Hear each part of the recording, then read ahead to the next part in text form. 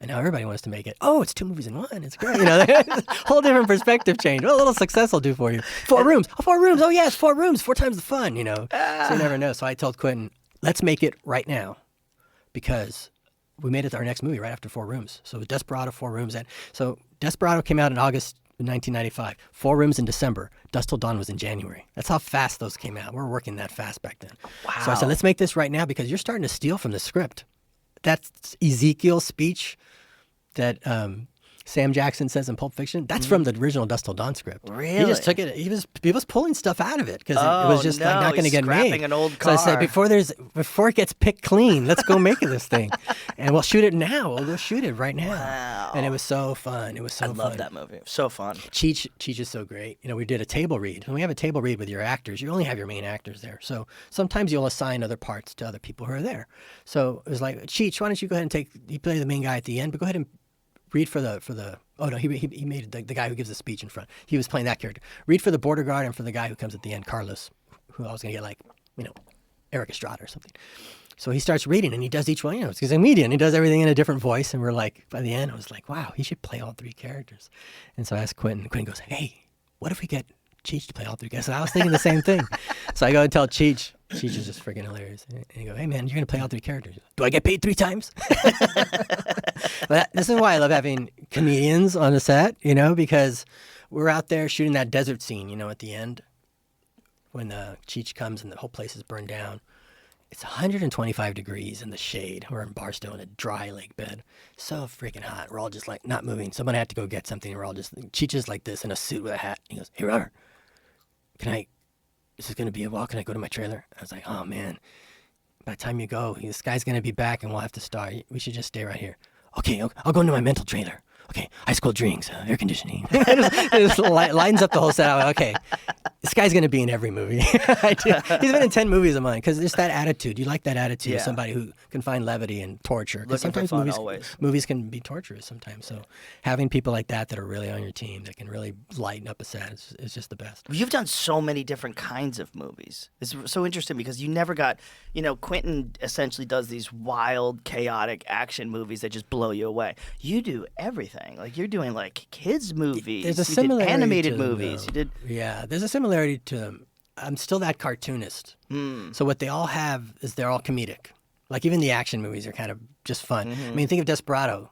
It's like a James Bond movie. He's got a guitar case that fires missiles. He's got this one that's got weapons. It's like Spy Kids is very much the same thing. It's just some are for big kids and some are for little kids. Even Sin City. Yeah, even Sin City is very playful. Yeah. The Sin City one was so dark. I remember the first book, the one that Mickey Rourke plays. It was so dark. I was going like, oh my God, it's going to be dark. I have to add some levity to this. And Mickey will bring humor to it. And it's the funniest episode. It's really funny. But he's in the book. It's just like, oh my God, he's just killing everybody. But you're really with him because of the way he portrayed it. We didn't change very much. We just added, some humor to it. And that the gallows humor really helps. Like when the yellow guy gets shot in the dick. Oh, that was a good one. Yeah. That was a really good use of color. That, by the way, was one of the fucking creepiest characters ever in a film. And it looks like that in the drawing, and I just wanted to. My whole idea was, because I'm so respectful of someone's artwork. You read Sin City, and you realize that art is half of it. If anyone else in Hollywood were to make that into a movie, they would just make it like a gritty crime thriller, and take out the whole visual element, which is that stark black and white where people's eyes glow in the dark, and it has all these layers of unreality. And I went to Frank Miller. I said, I want to just make this move. This is like the coolest movie never made. And he actually wrote it because he had been in Hollywood writing a couple of screenplays, and he got shit on and screwed around, the whole Hollywood thing. Jamie, can you show me the scene with Mickey Rourke and the yellow guy? Oh, this is Bruce Willis and the yellow guy. Excuse me, Bruce Willis and the yellow guy. I just want to, while you're talking about this, I want to look at it. And, so he went and made this comic because he said, fuck Hollywood, I'm going to go make a comic that can never be made into a movie because it's so dark, so sexy, and so and I'd call him up, man, let's make a great movie. God, it was so interesting. Oh, Bruce loved this. I gotta tell you this funny story. This is the fastest I think any Hollywood movie's ever gotten made. Really? I'll show you the process. It's kind of like this cards thing. It's gonna blow your mind. What is it now? It's April. Okay, so imagine if this is 2004, April. Last year, I had 2 movies out.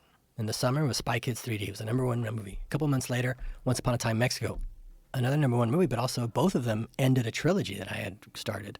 So I was looking for my next thing, and I opened up my Sin Cities again. I was like, oh shit, I know how to do this now. I just did a whole movie on green screen, which was really new back then for Spy Kids 3D because I wanted it in 3D. It was the first digital 3D movie. Because when you're in Austin, you just innovate a lot. You know, George Lucas told me that. It's a good thing you're in Austin. That's why I'm in Marin County. When you live outside of that box, you think outside of that box automatically. You're just going to stumble upon innovations. So I thought, I'm going to go take this process and utilize it to make Sin City. So I did a little test of it, and went, oh shit, this is going to work. So it was October when I got that idea. I filmed it. I contacted Frank Miller, met him in New York. I showed him my laptop. It looks like his art, but then it starts moving. It's an actor. And he's like, wow, and he gets all into it, right? It's November. And he goes, oh no, but then we have to write a script, and the studio's going to have notes. And no, that's not how it works. I got my own studio. I'll write the script. It's going to be unremarkable. I'm going to copy it right out of your book, and I'm going to edit it down. I'm going to edit 3 of the stories together. I'll write it this month. We'll show it to you in December. And then in January, we'll get a couple of actor friends, and we're going to shoot the opening scene as a test. You don't give me the rights yet, because I understand this is your baby. You've never given up the rights. I know what it's like for an artist to make something. Let me take all the risk. I'll go ahead and write the script. We'll shoot the opening scene. I'm going to fly you down so you can watch. We brought Josh Hartnett, Marley Shelton. That opening scene in Sin City, that was our test, 10-hour shoot day.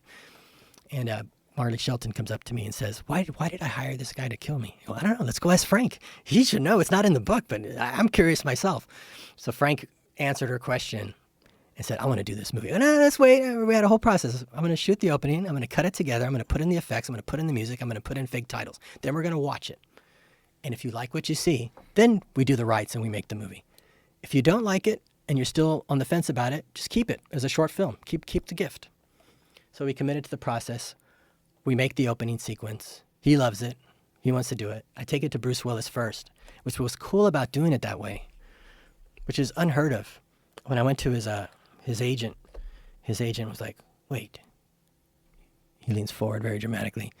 You brought actors down. Oh, because I told him, this is Frank Miller. He's one of our greatest artists. He wrote in Hollywood and he got screwed around. And the guy goes, welcome to Hollywood.